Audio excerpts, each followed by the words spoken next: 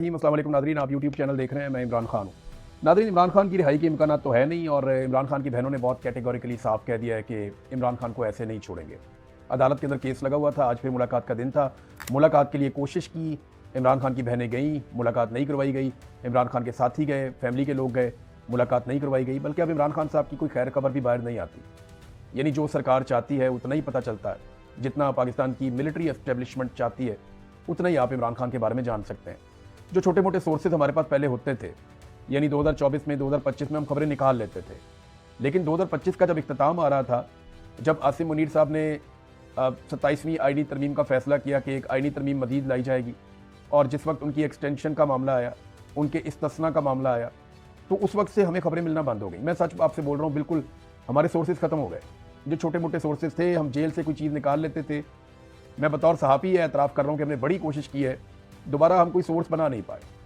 हमें जो पता चला है वो ये है कि वहाँ मखसूस लोगों को अब रखा गया है इमरान खान साहब के इर्द गिर्द, और बड़ी टाइट सिक्योरिटी है, और सबसे ज़्यादा तवज्जो इस बात पे दी जाती है कि बाहर कोई बात निकले ना। उसके बाद इंजीनियर मोहम्मद अली मिर्ज़ा साहब को लॉन्च किया गया, उन्होंने इसका फ़ायदा उठाया, उन्होंने जो भी कहा ये बिलीव किया गया कि उनकी बात पे लोग यकीन करेंगे, लेकिन वो सौदा भी नहीं बिका। फिर मुख्तलिफ तरीके किए गए। बहरहाल आखिरी मुलाकात इमरान खान साहब की अपनी एक बहन के साथ हुई थी, और डॉक्टर ने फिर उसके बाद उन्हें देखा है, लेकिन वो सरकारी डॉक्टर हैं, उनको भी सख्ती से मना किया गया है, और सरकार ने अपनी मर्जी के डॉक्टर्स चुनकर भिजवाए हैं कि यही डॉक्टर इमरान खान साहब को देखेंगे और यही खबर जो देंगे वही देंगे, और वो एक प्रेस रिलीज के जरिए से देते हैं। अदालत में इमरान खान साहब का केस चल रहा था, वहाँ भी कोई इंसाफ नहीं है। इमरान खान की बहन अलीमा खानम ने जो बात की, उन्होंने कहा जी शवाहिद तो सारे मौजूद हैं, सबूत भी मौजूद हैं कि इमरान खान साहब का ये केस खत्म किया जाए, उन्हें फौरी तौर पर रिहाई दी जाए, लेकिन जजेस दबाव में है, और जजेस पे दबाव इतना ज़्यादा है कि वो इंसाफ नहीं दे पा रहे। अगर इंसाफ दें तो इमरान खान साहब तो बाहर आ जाए ना, ये बात मैंने आपको कई दफ़ा कही है। और इसी बुनियाद पे हमेशा अदालतों पे तकिया करते हुए, अदालतों को मद्देनजर रखते हुए मैं ये दावा करता रहा हूँ कि जिस दिन अदालत ने इंसाफ दिया, यानी एक दौर तक तो मुझे ऐसा लगता था कि पाकिस्तान की अदालतें मुकम्मल तौर पर सरेंडर नहीं हुई, वो मुकम्मल तौर पर मिलिट्री एस्टेब्लिशमेंट के कंट्रोल में नहीं है, लिहाजा इमरान खान साहब बाहर आ जाएंगे। इसी बुनियाद पर हम ये कहते रहे हैं कि ज़्यादा टाइम नहीं गुजरेगा, ये केसेस खत्म हो जाएंगे। केसेस खत्म होते चले गए, लेकिन फिर उसके बाद तरीकाकार बदल दिया गया। इमरान खान को कैद तन्हाई में डाल दिया गया, उनकी मुलाकातें बंद कर दी गई, और अदलिया में अपनी मर्जी के बंदे लाकर 27वीं आईनी तरमीम के जरिए से मुकम्मल कंट्रोल कर दिया गया। अब इमरान खान की बहनें भी कह रही है कि ये जजेस फैसला नहीं दे पाएंगे, और इस तरह तो इमरान खान सालों अंदर रहेंगे। ये जितना चाहेंगे इन केसेस को, मैं थोड़ा सा पहले ये बात बता भी रहा था कि अब अदालतों से उम्मीद लगभग खत्म हो गई है। इमरान खान साहब ने जो कहा था कि फैसला सड़कों पर होगा, मामला वहां जाके पहुंच गया। अलीमा खानम ने साफ कहा है कि जब तक अवाम और पाकिस्तान तहरीक इंसाफ सड़कों पर निकलकर दबाव नहीं डालेंगे, इमरान खान साहब की रिहाई नहीं होगी। अब ना मुलाकातें हो रही हैं, ना उनकी आंख की सेहत के बारे में कुछ मालूम है कि वो क्लॉट बना कैसे, उसका रीज़न क्या है।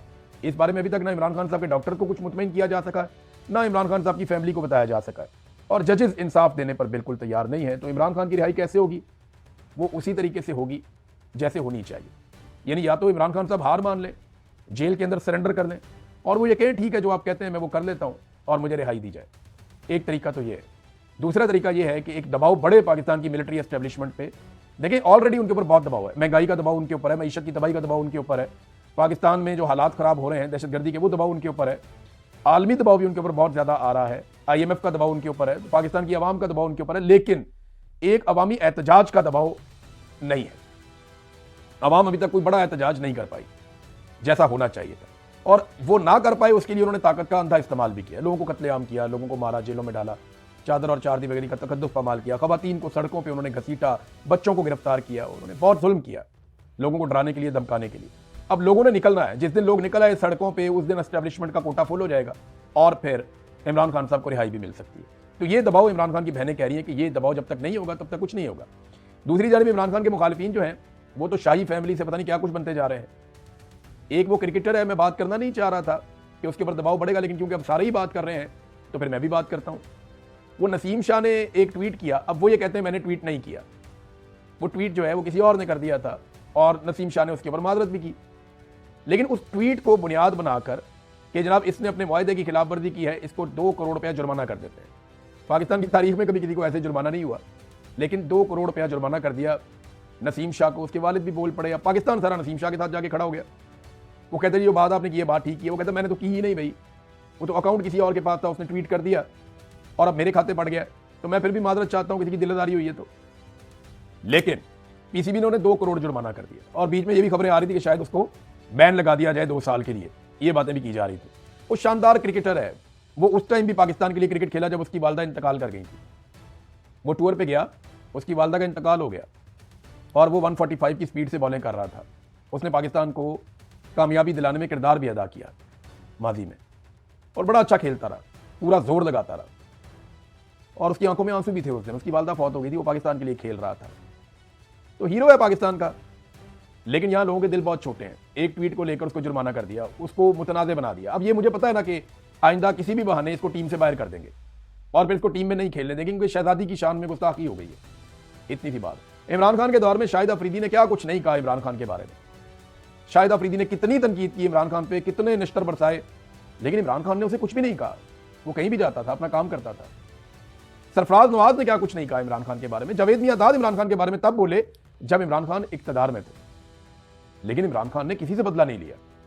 तो बड़ा आदमी सिर्फ इस वजह से नहीं होता कि उसके पास बड़ी गाड़ी होती है या बड़ा ओहदा होता है। आदमी अपने किरदार की वजह से, अपनी शख्सियत की वजह से बड़ा होता है। तो इमरान खान साहब ने इन चीज़ों को बॉदर नहीं किया, लेकिन ये बहुत छोटे लोग हैं, बोने हैं, इनको जरा सा कोई छेड़ दे तो ये चाँ करते हैं। अब इन्होंने पकड़ के उसको, अच्छा देखें, वो मुआहदे की खिलाफ वर्जी कह रहे हैं, इधर हलफ की खिलाफ वर्जी करने वाले मुल्क को लूट रहे हैं।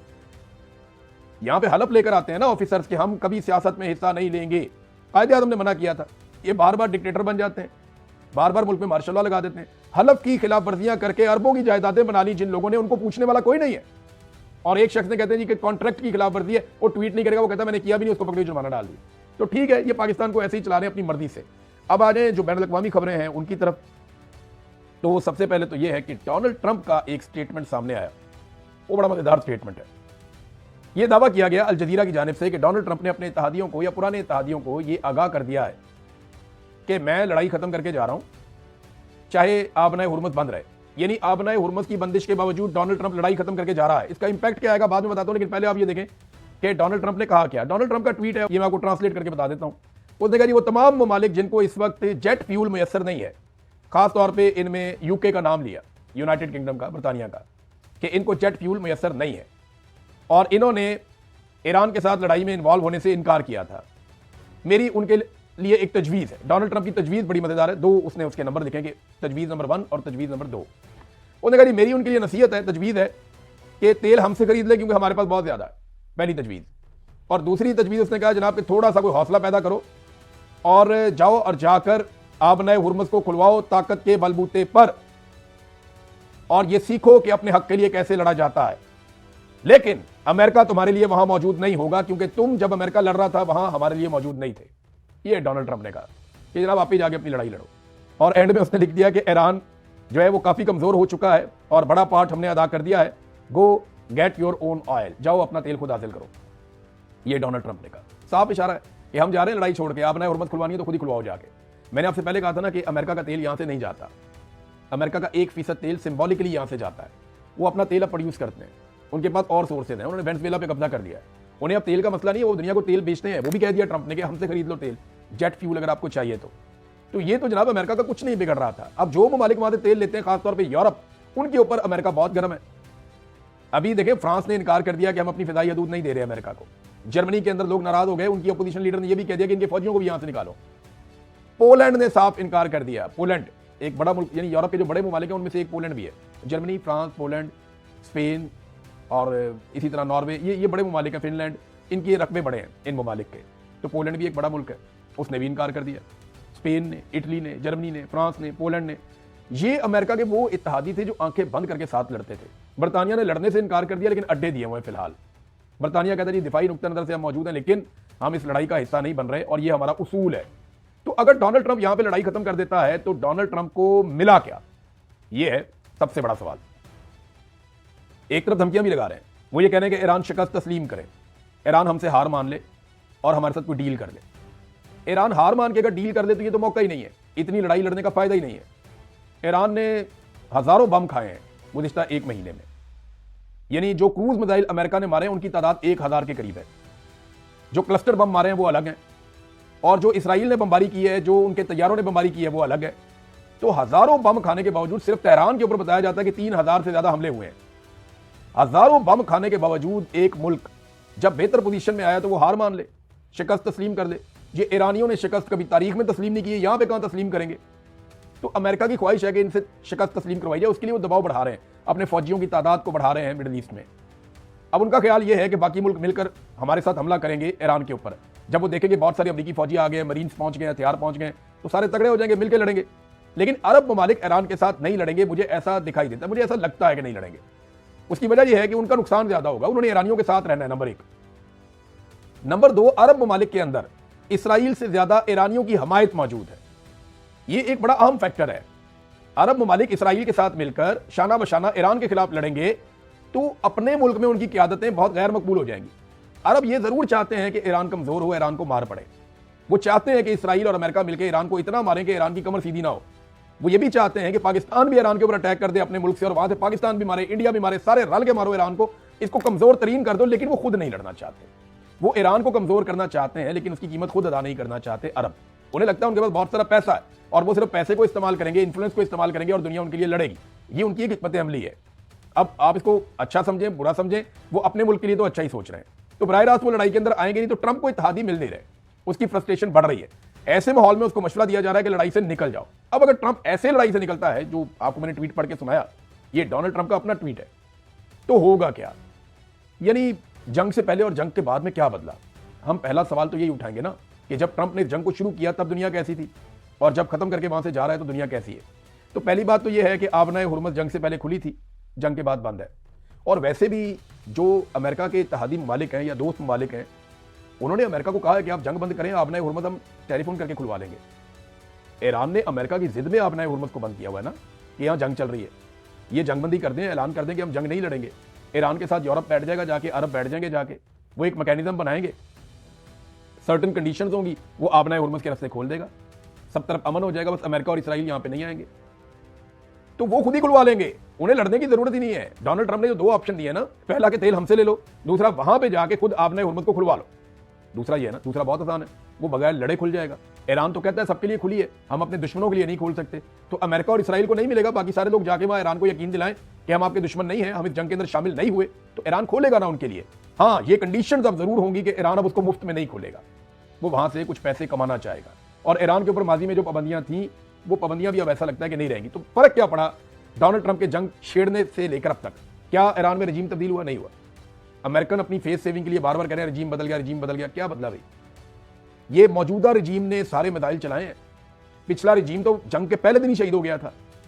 आयतुल्लाह अली खामनेई तो जंग के पहले दिन शहीद हो गए थे। ये जो ईरान ने वापस हजारों मिसाइल और ड्रोन मारे हैं, ये तो इसी रजीम ने मारे हैं जिसको वो कह रहे हैं अच्छा है, लोगों को बेवकूफ बना रहे हैं। ये जो नया रजीम है, ये वही है जो पहले था, सिर्फ शक्लें बदल गई हैं, बंदे बदल गए हैं, ये वही लोग हैं, वही टीम है।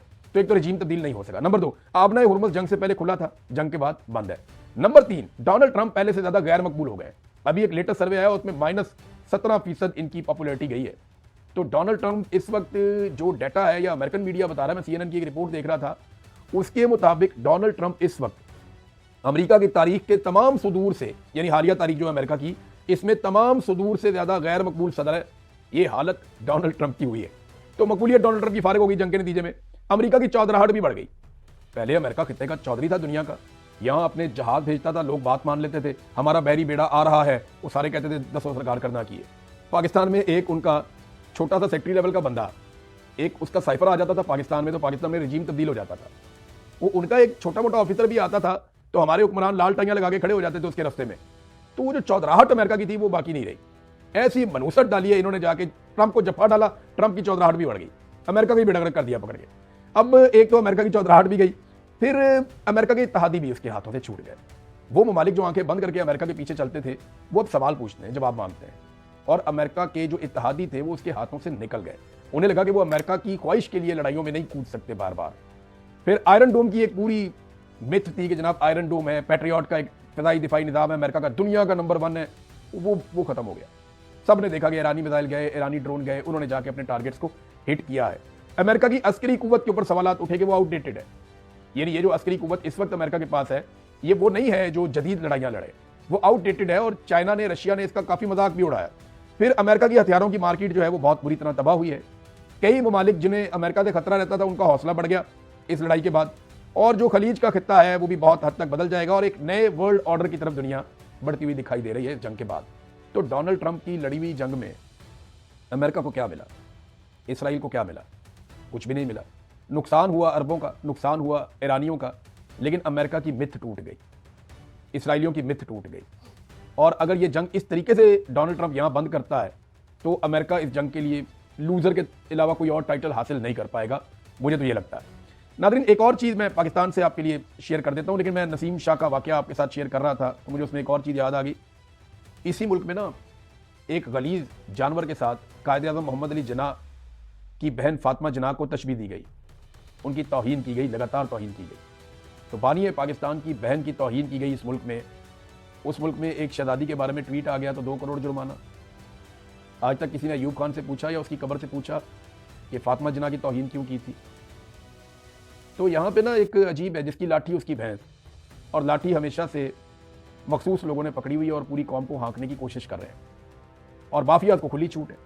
यानी मिसाल के तौर पे मैं जाते जाते आपको बताऊं कि जो एलपीजी का सिलेंडर है ये पाकिस्तान में बेचा जाता है ना, इसके ऊपर एक रेगुलेटरी अथॉरिटी भी है जो ये देखती है कि जनाब एलपीजी महंगी हो रही है, सस्ती हो रही है। ये पिछले 1 महीने में, मार्च के महीने में कौम को 43 अरब का चूना लगाया एलपीजी माफिया ने। हर चीज़ के अंदर माफिया बैठा हो ना, 42 से 43 अरब का चूना लगा दिया सिर्फ मार्च के महीने में पाकिस्तानियों को, और ये बाकायदा डाटा अवेलेबल है। हुकूमत ने क्या किया? माफिया को खुली छूट है, जो मर्जी वो करें, लेकिन उन्हें पाकिस्तान की मिलिट्री एस्टेब्लिशमेंट का मुती होना पड़ेगा, बस और कुछ नहीं। अब तक के लिए इतना ही। अपना ख्याल रखिएगा, अपने चैनल का भी। अल्लाह हाफ़िज़।